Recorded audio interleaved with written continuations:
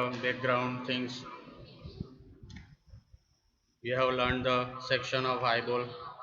All of you have idea about layers of eyeball, outer fibrous,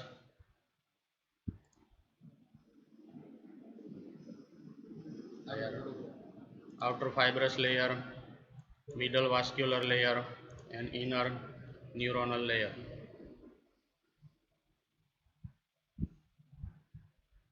On the front of the eye, you have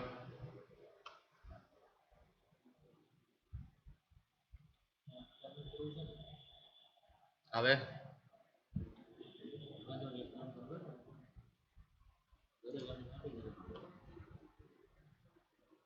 on the front of the eyeball, you have extraocular muscles. This part represents ciliary body having ciliary muscles inside. Ciliary muscles, they are attached to the lens, so they will contract and relax the lens. And outside the eyeball, you have extraocular muscles. You know the names: superior rectus, inferior rectus, middle and lateral rectus. So this is diagram of structures around eyeball. So this is right side of eyeball showing extraocular muscles, superior rectus, inferior rectus, medial rectus, and lateral rectus. Okay, superior rectus, and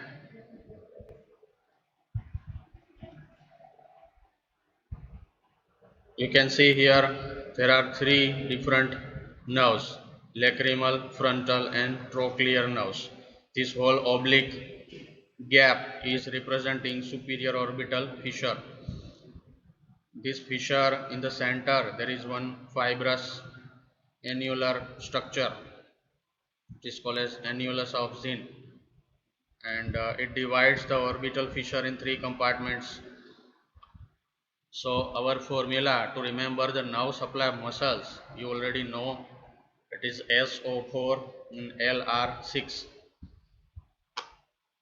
SO means superior oblique, LR means lateral rectus. Okay, so SO4 means superior oblique is supplied by fourth or trochlear nerve. LR means lateral rectus, it is supplied by sixth nerve, is abducent nerve. So all other muscles, that is superior rectus, inferior rectus, and medial rectus, plus this levator palpebrae superioris, these are supplied by oculomotor nerve. So 3, 4, and 6 nerves.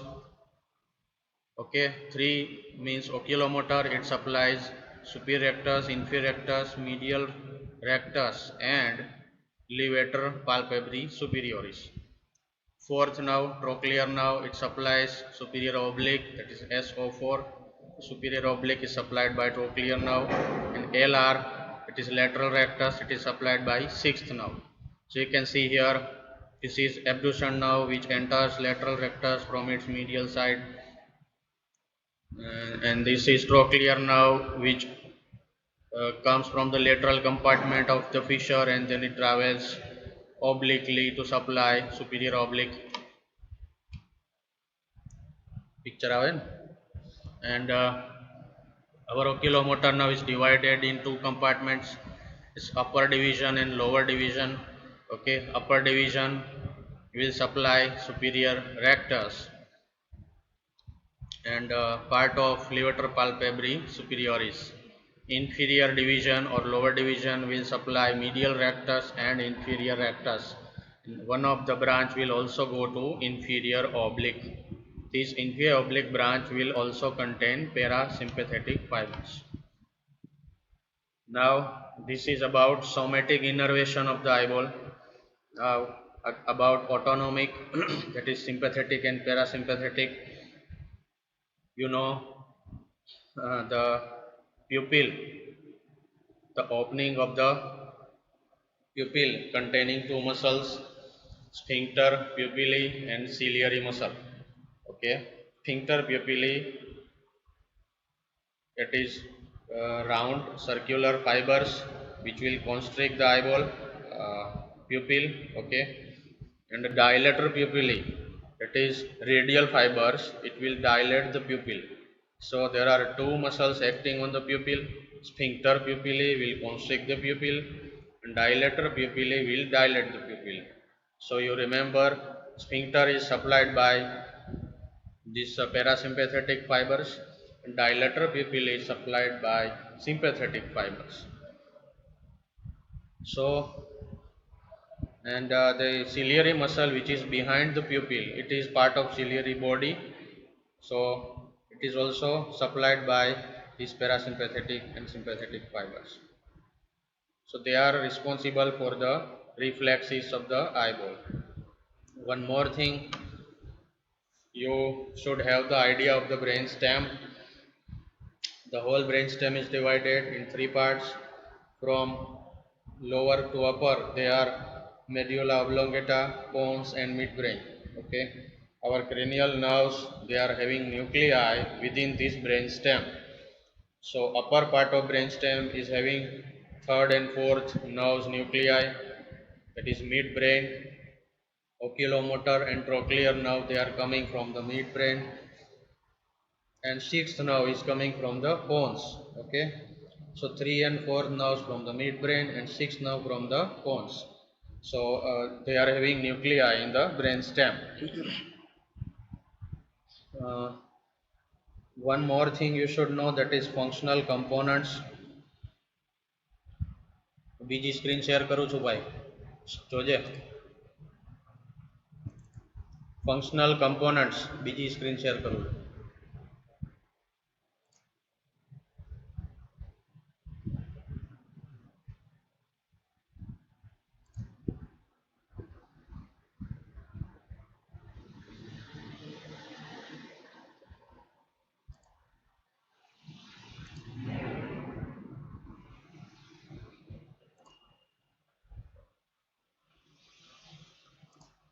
There are total 3 plus 4, 7 functional components.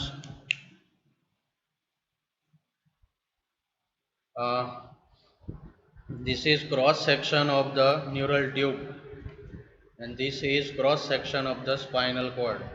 So you remember, embryologically this is a neural tube, it is having 3 layers. Okay, now there is one horizontal sulcus dividing neural tube in ventral and dorsal parts. So it is known as sulcus limitans.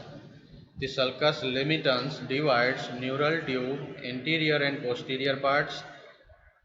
Ventral part is known as basal lamina, and dorsal part is known as LR lamina. Okay, so ventral, basal lamina, and dorsal, LR lamina. This you should compare here in this both. This is representing sulcus limitans. Here this is representing sulcus limitans. So in the spinal cord it remains tubular, but in the brain stem this dorsal part is opening, it is spreading. Okay, ventral part is remaining open, dorsal part will spread, it will open like a book. So sulcus limitans is buried inside. Okay, so in this diagram of brain stem, this is anterior or ventral side, this is posterior or dorsal side. Okay, so dorsal side is having a thin layer of white matter. In ventral side it is deepening and it is dividing in total 7 components. So first we will understand here in spinal cord. This is sulcus limitans, this is basal lamina, and this is LR lamina. Nearer to this sulcus limitans that is visceral component. This blue and green, they are visceral. Away from it, it is somatic. This white and this red is somatic. You have to understand three words. So we will begin from the middle word first. Middle word is somatic or visceral. So the column which is nearer to sulcus limitans is called visceral, which is away from sulcus limitans is called somatic. So one word is clear. Now afferent and efferent, in the spinal cord and brainstem, uh, the dorsal part represents sensory or afferent, ventral part represents efferent or motor. So behind sulcus limitans both will be afferent, in front of sulcus limitans both will be efferent. So we have joined two words, visceral, somatic, visceral afferent, and somatic afferent. So these four dots you can see, this is visceral efferent, this is somatic efferent, this is visceral afferent, and this is somatic afferent.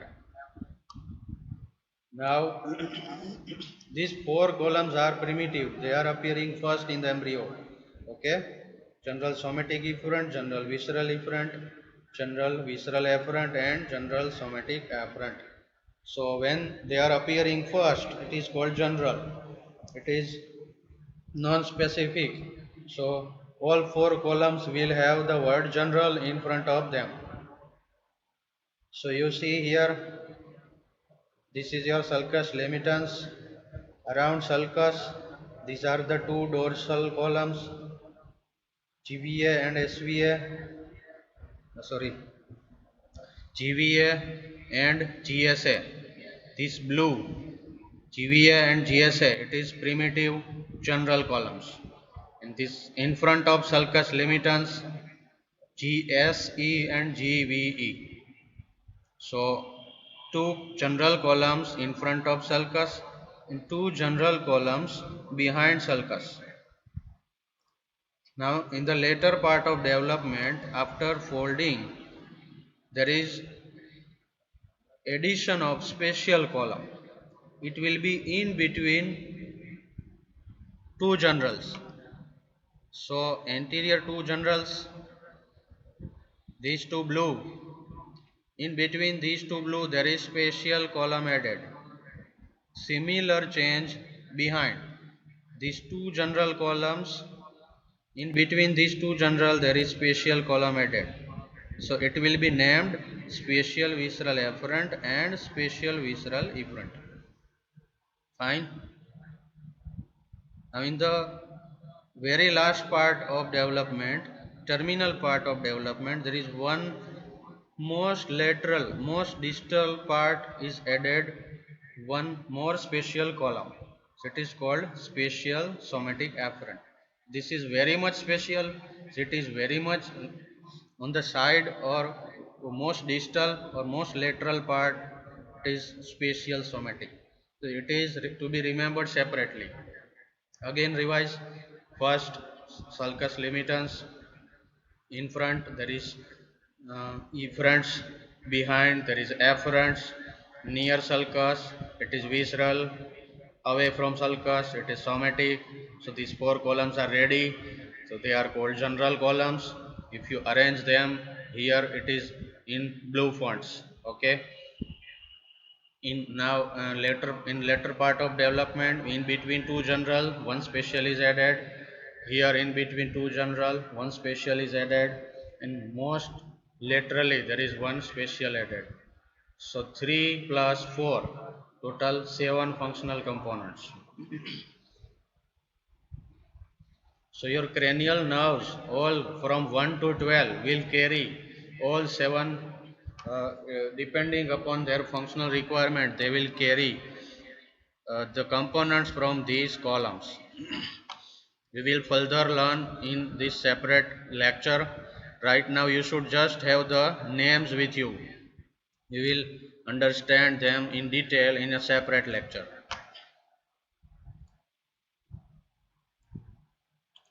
So again, coming back to our nerves.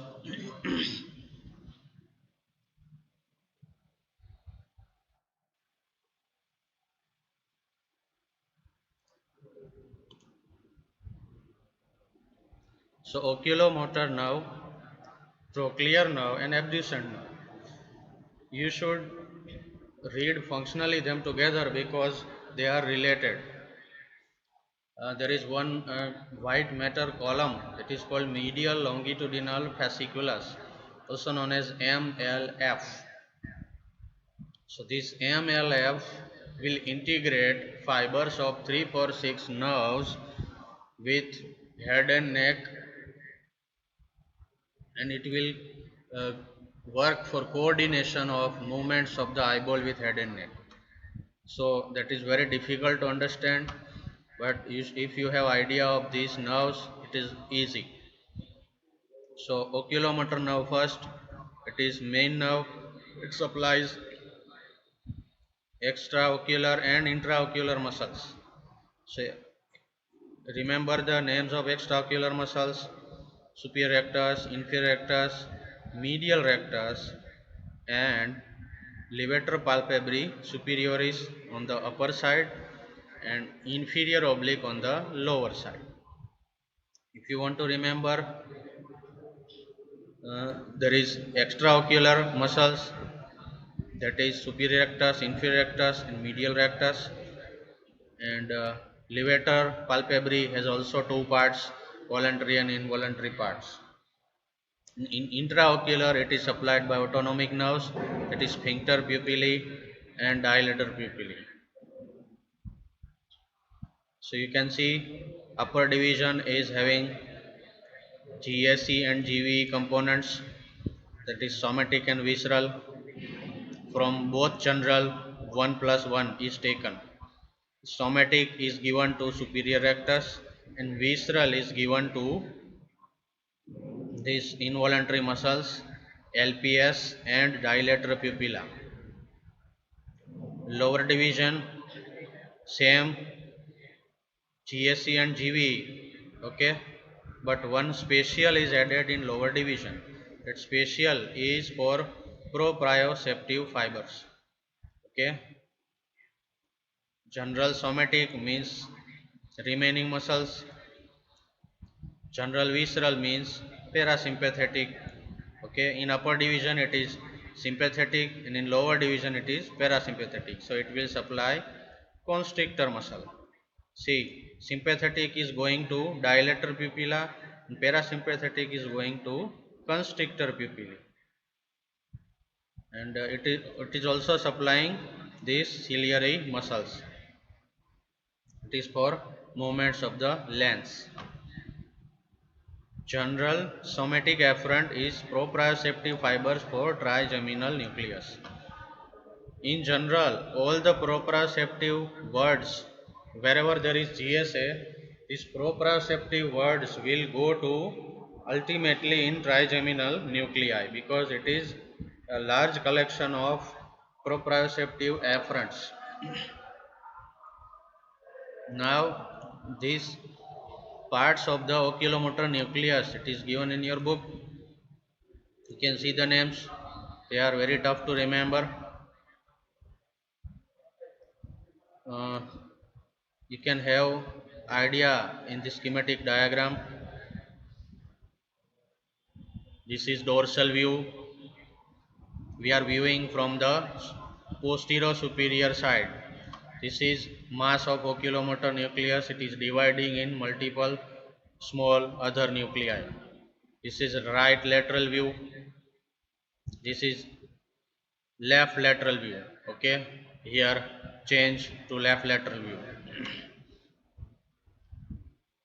So main dorsal view, vertically all the midline nuclei 1, 2, 3, 4 we will remember first.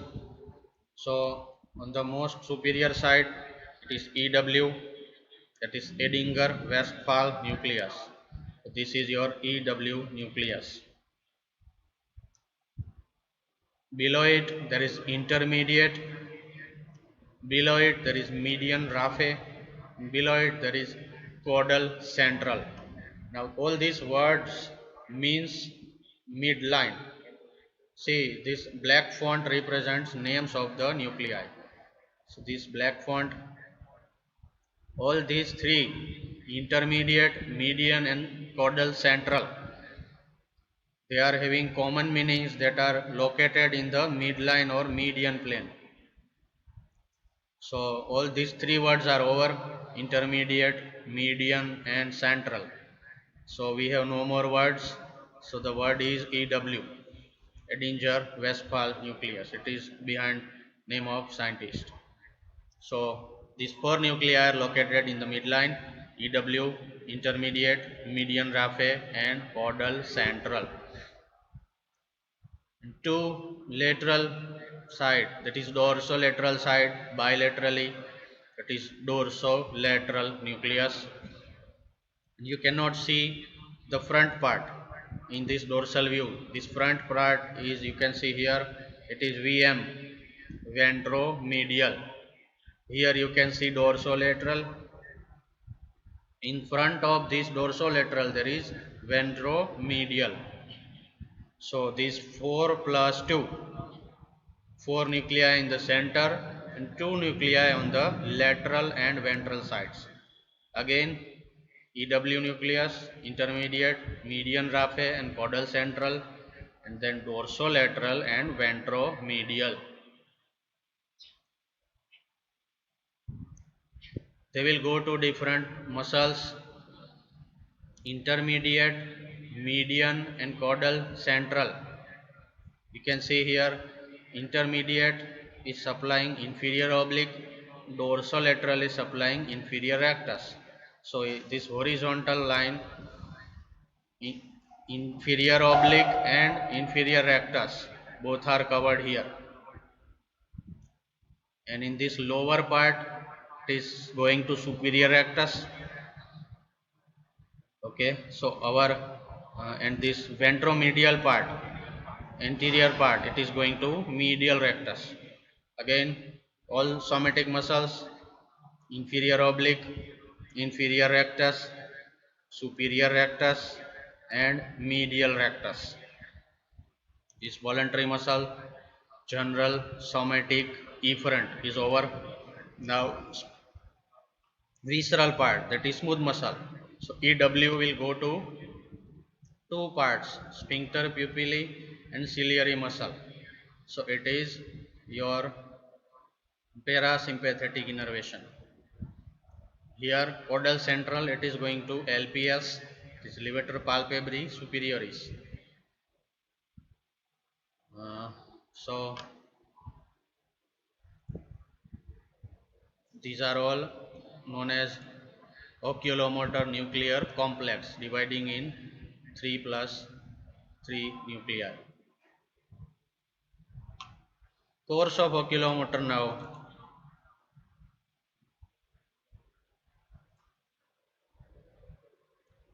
This is midbrain at the superior colliculi. You will learn all the brainstem part sections in the later on. So this is transverse section of midbrain. This is dorsal side. This is ventral side. So here your oculomotor nucleus will give rise to oculomotor nerves. It will come out from the ventral surface uh, around basilar artery. The branches of basilar artery, it will pass ventrally. This is your pituitary fossa. On bilateral side of this fossa there is cavernous sinus. This blue part represents cavernous sinus. So in the lateral wall of cavernous sinus there is 3, 4 and 6 nerve passing. So it is common passage for all these three nerves. In the lateral wall of cavernous sinus it will pass and then it will enter in the superior orbital fissure. In this fissure, it will divide into upper and lower division. Then you know upper division and lower division supplies all the muscles. Somewhere behind there is ciliary ganglion. It is connected to short and long ciliary nerves. It will supply parasympathetic fibers. So this is all the course of oculomotor nerve. You can see diagram of cavernous sinus. This is coronal section. Okay. Uh, Around this hypophyseal fossa, this is all intercommunicating caverns. This is your cavernous sinus. In the lateral wall of sinus, you can see 3, 4, and 6 cranial nerves. It is also having this ophthalmic division of trigeminal nerve and the part of internal carotid artery, which is known as carotid siphon. All these structures are located inside this cavernous sinus. This maxillary division is outside the dura mater.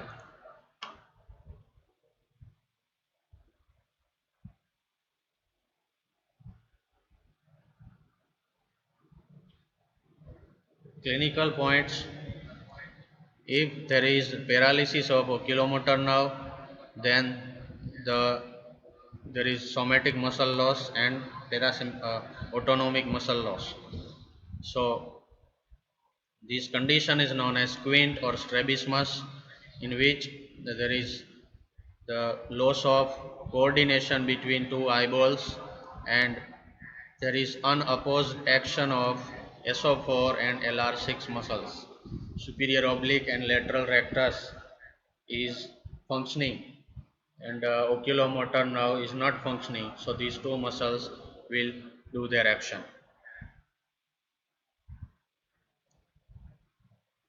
Loss of accommodation due to paralysis of ciliary muscles.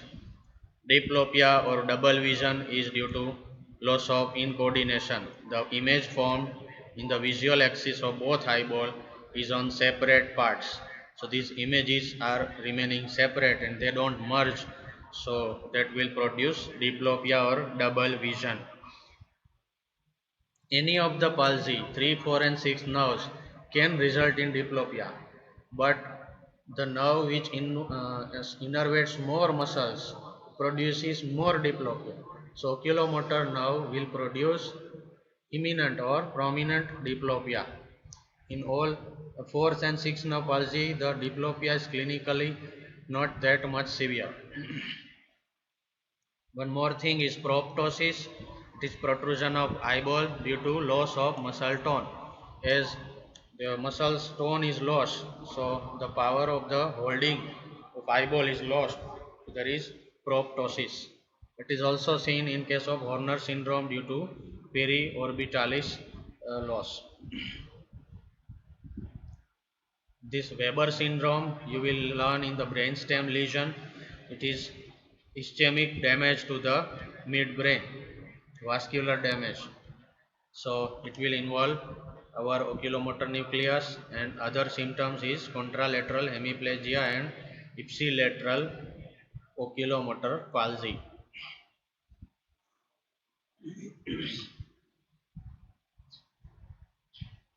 Now we will see trochlear nerve, similar course, but the difference is you can see it is originating in the dorsal part of the brainstem.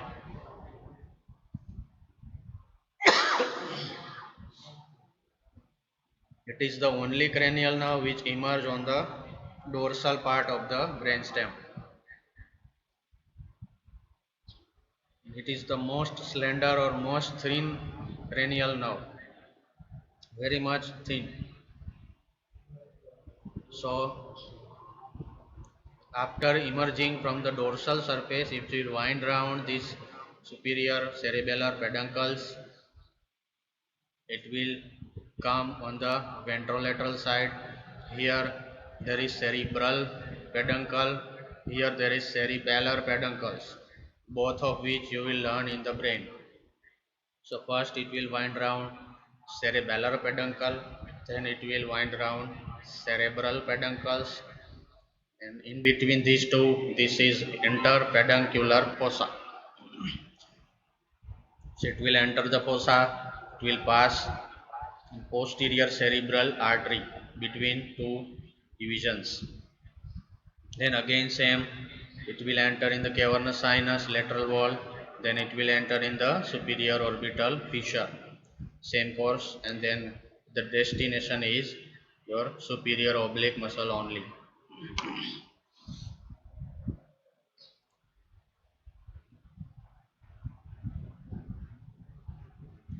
So you can see here it is supplying superior oblique muscle.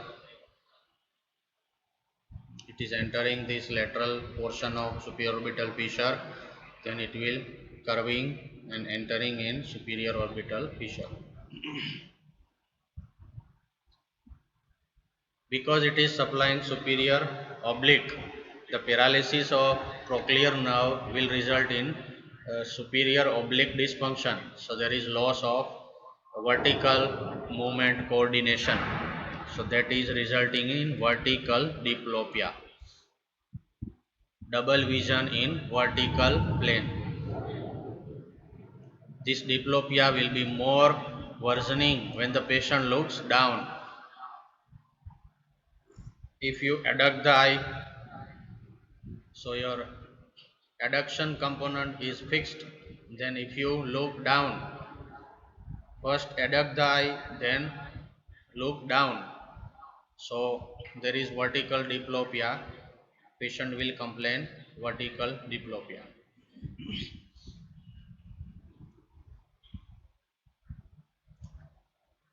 Abduction now, it is supplying lateral rectus. The course is similar, but it is originating from the pons. Here there is no midbrain. Okay, we are at the lower to midbrain. It is lower part of pons. So this is your abduction nucleus. It is emerging. Cranial nerve is emerging from the front between these two elevations, pyramids.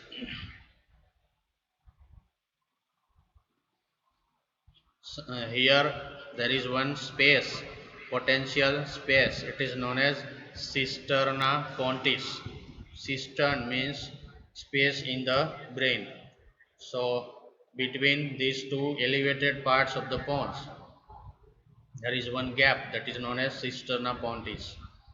So the nerve emerges from this gap, then it is passing through cavernous sinus, and it is again entering in this supraorbital fissure, and it is ending in your lateral rectus. There is one word, that is petrosphenoid ligament. What is that ligament? When this nerve enters this cavernous sinus, before entering the sinus, it is passing below this ligament. It is connecting petrous part of temporal bone here to the sphenoid bone. It is petrosphenoid ligament. The nerve will pass below this ligament, and then it will take acute turn. Okay. So these 3, 4 and 6 nerves will enter in the cavernous sinus. But these 2, 3 and 4 nerves passing above the ligament, and abducent nerve is passing below this ligament. Then they will together enter in the cavernous sinus.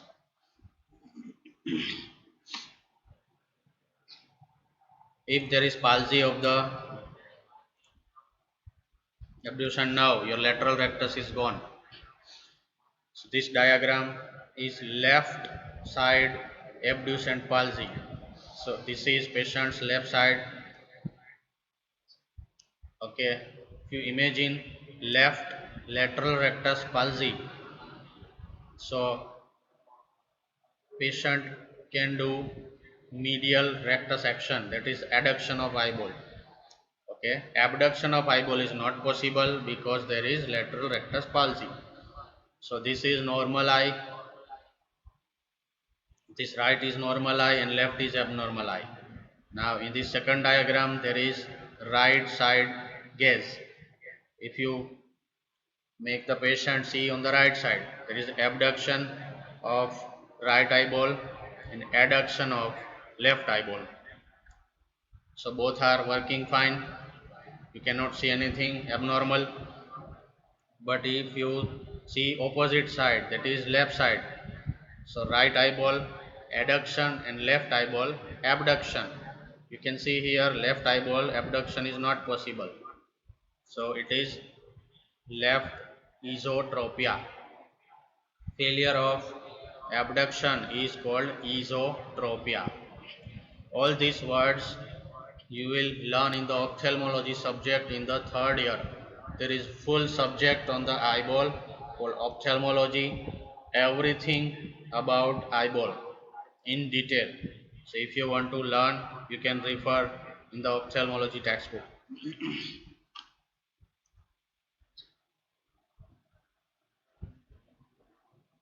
Now if you want to examine all these three nerves together, and how to do it? So you can see in routine clinical examination, we should fix the head first. Patient is asked to keep the head fixed. So from one hand you will hold the head of the patient, and then from the other hand you will make your finger move. Ask the patient to see your fingertip and then move the fingertip in four direction, that is upward, downward, inward, outward. All four direction you will move the finger and make the patient trace the finger, and you should carefully observe all four movements so it can detect 3, 4 and 6 nerve abnormalities. But to do this examination you should know nerve supply and action of both eyeballs muscles. We have seen in this photo that just to test one muscle and one nerve you should see both eyeballs. So similarly you should have assessment of both eyeballs together to exclude any nerve palsy. It is very tricky and requires lot of practice. The pathway of this reflex we will see in next lecture. In next lecture we will cover optic nerve and visual pathway. Then we will revise these nerves again, 3, 4 and 6 nerves, but only reflex component, that is autonomic nerve supply.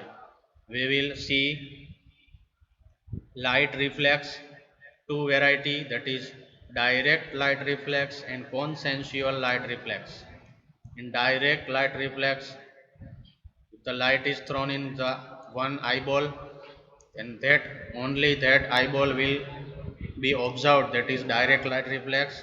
And if you observe another eyeball, there is consensual light reflex. So light source any one eyeball will produce constriction of both pupil. So both reflexes need to be seen separately. And one more reflex, that is accommodation reflex. If you see nearer object, first you see distant object, then you suddenly see near object, then there is two reflexes together. One is constriction of the pupil and one is accommodation of the lens.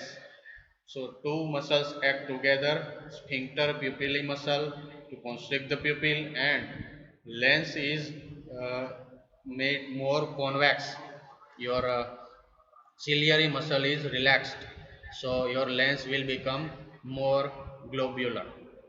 So these both will happen together in accommodation reflex. But for description purpose, this accommodation is described only with ciliary muscle, because sphincter pupillae muscle is supplied by different nerves. So their pathway is separate and we will learn them separately.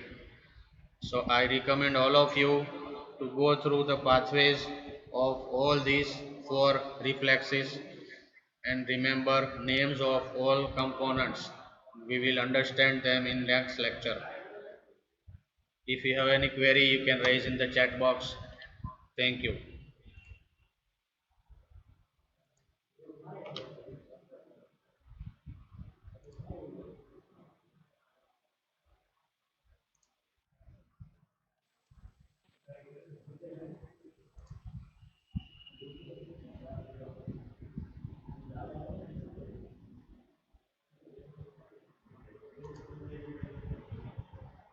भाई chat box चालू कर दो.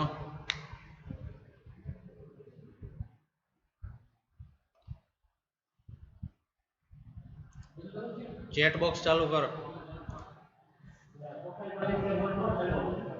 હેંગ થઈ ગયું.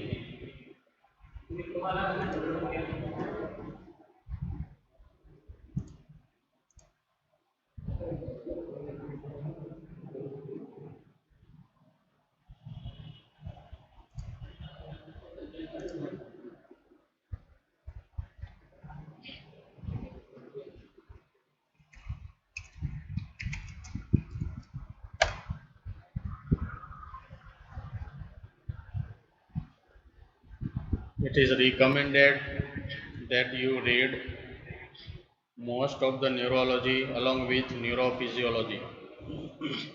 Functional aspect is very important to understand properly. Superior medullary velum you will learn in the roof of the brainstem fourth ventricle.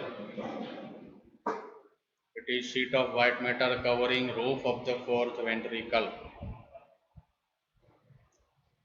It is two parts superior and inferior medullary velum.